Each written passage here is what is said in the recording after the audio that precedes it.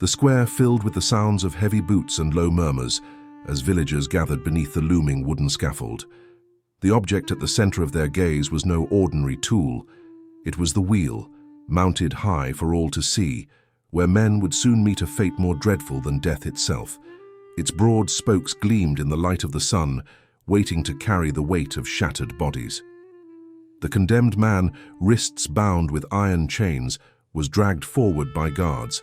His face bore the pallor of a man who had not slept in days, his lips cracked and bleeding.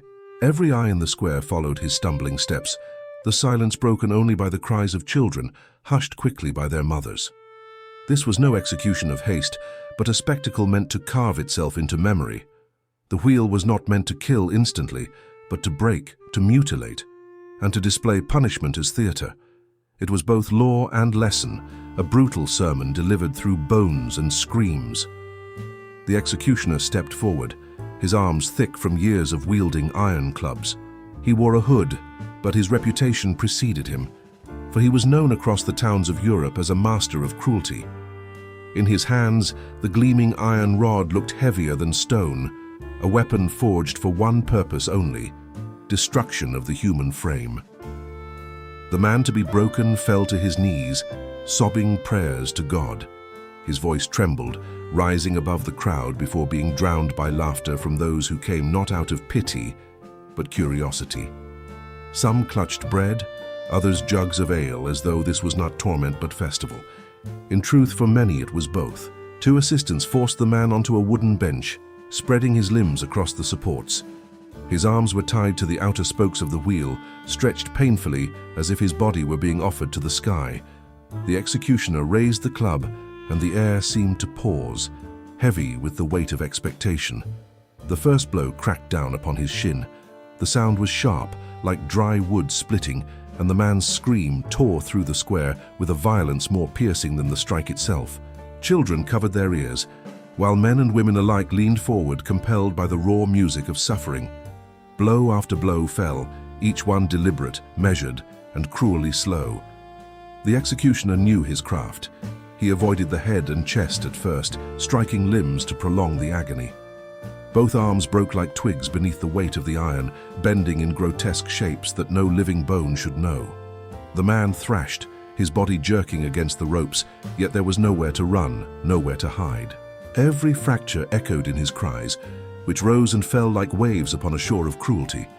His eyes rolled back, his mouth foaming as he bit through his tongue in pain. At times, the crowd shifted uncomfortably, but few turned away. To witness this death was not just a morbid pleasure, it was a civic duty, a reminder of the power of law and the frailty of flesh. What one saw today could easily become one's own tomorrow. The executioner struck the thighs next, bones splintering into shards beneath the skin. Blood spread across the man's clothes, staining the wheel, dripping into the dirt below. With each shattering crack, his body sagged lower, his spirit leaking out through broken breath. When at last the club was lowered, the man lay twisted upon the wheel, no longer shaped as a man should be. His limbs bent at grotesque angles, shoulders dislocated, ribs bruised and cracked. Yet he still lived barely, his chest heaving shallowly, his eyes glassy but open. Now came the crueler part, the binding. The assistants wound rope around his broken arms and legs, weaving his body into the spokes of the wheel itself. Each movement pressed bone against bone, eliciting groans too weak to be screams, as his broken frame was stretched into a living sculpture of agony. The wheel was then hoisted upright, its axis fixed into a tall post. Slowly, the man's body was raised above the crowd, turning into a ghastly display. His broken limbs dangled like shattered branches, the ropes holding him firm as gravity pulled at his ruined form. Gasps spread through the square as all could see him clearly, hung upon the wheel like a grotesque crucifix. Some crossed themselves, whispering prayers of mercy, while others clapped and cheered. The wheel creaked under his weight, spinning slightly before locking into place, so that his face stared down upon the people. Hours would pass before his death came. The wheel was never swift. It was designed to let the condemned linger, broken yet breathing, sometimes for days. Birds circled above, already sensing the feast to come, while the sun beat down upon his exposed wounds. Children asked their mothers why he screamed so, and the answers varied. He was a thief, said some. He killed a man, said others. Whether truth or rumor, none mattered now, for the law had judged him, and the wheel had claimed him. The man's breathing grew shallow, punctuated by occasional moans that rose and fell with the sway of the wheel.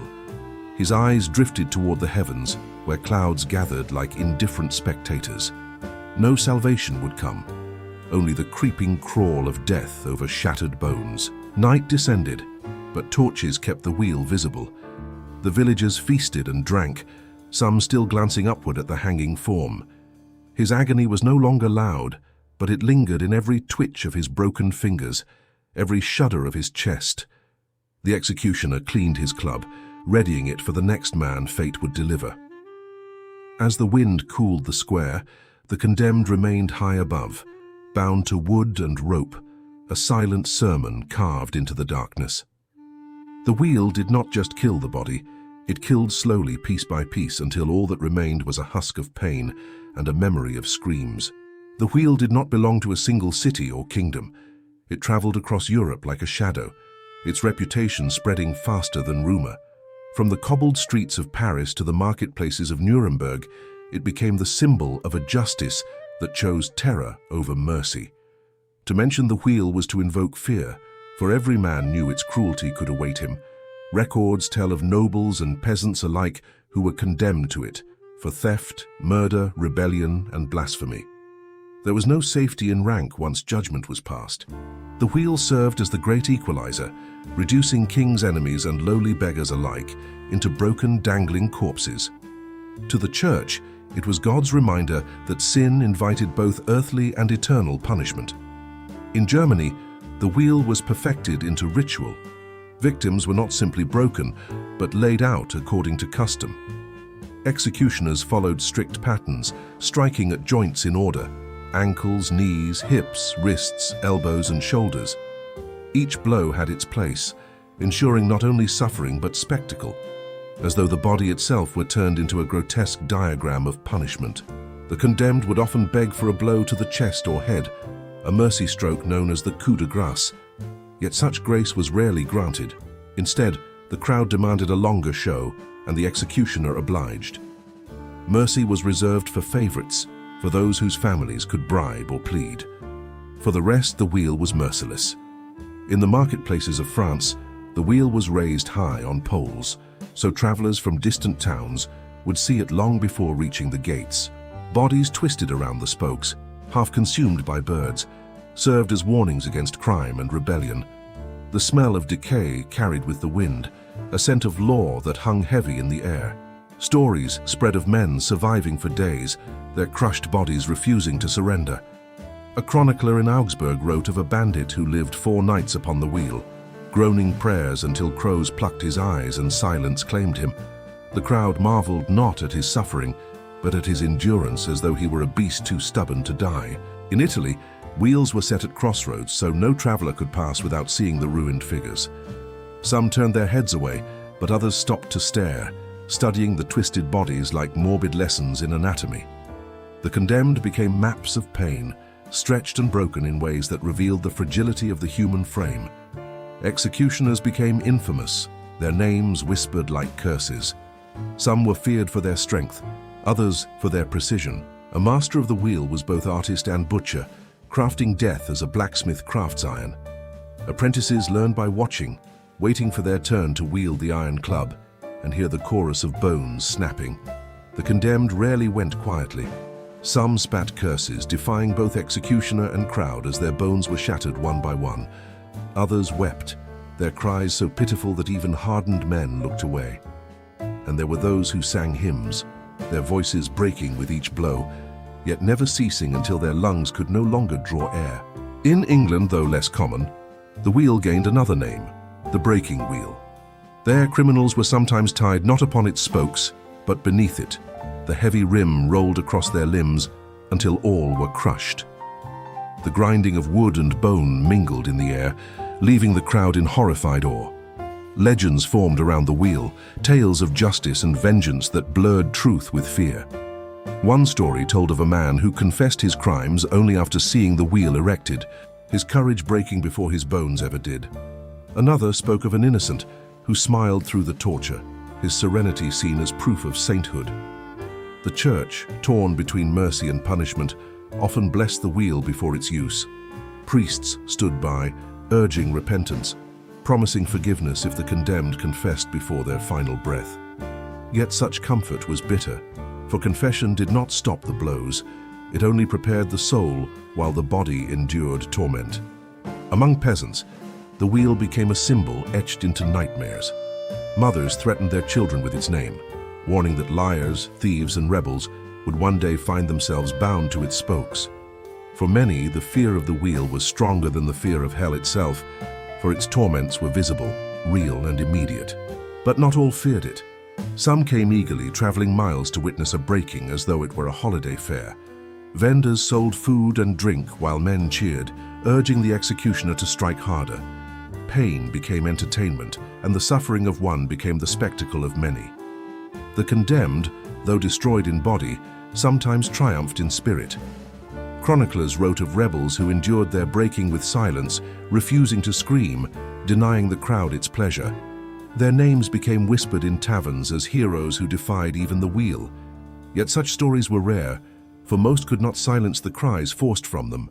Over centuries, the wheel became more than a punishment. It became a stage upon which power performed itself.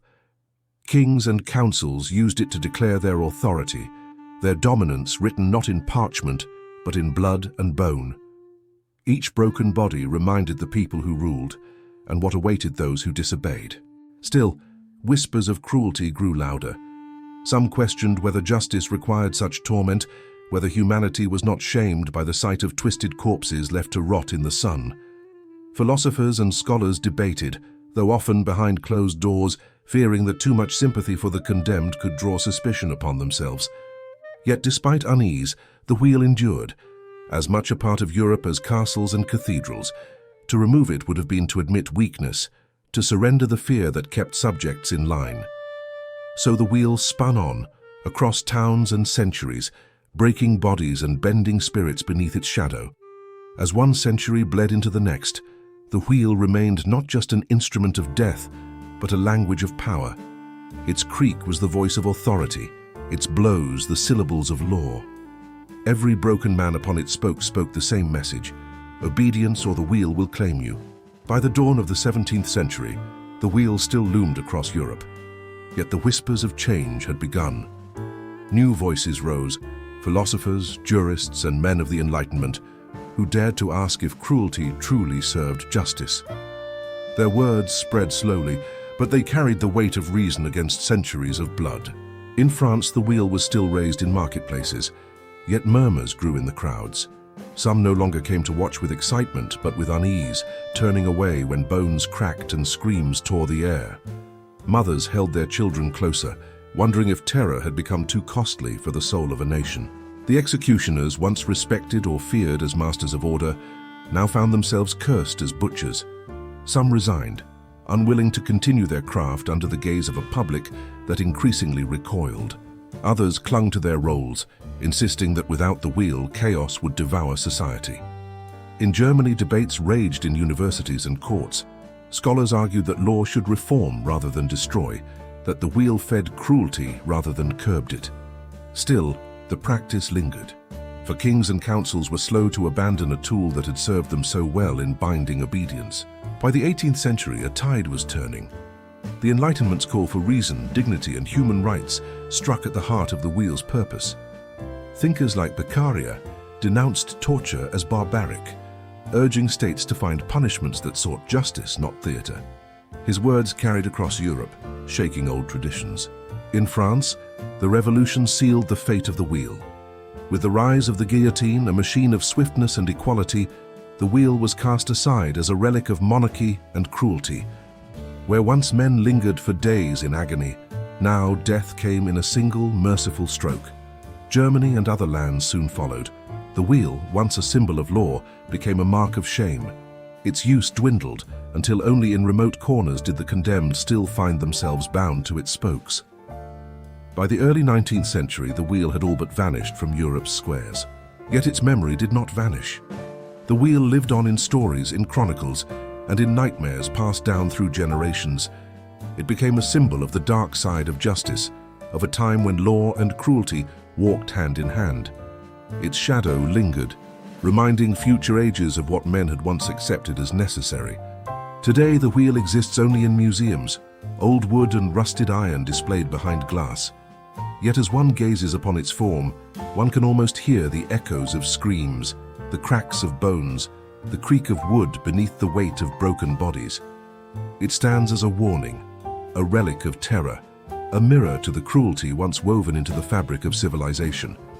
And though the wheel no longer turns in the marketplace, its story continues to spin. A grim reminder that justice, when corrupted by spectacle, can break not only bodies but the soul of a people.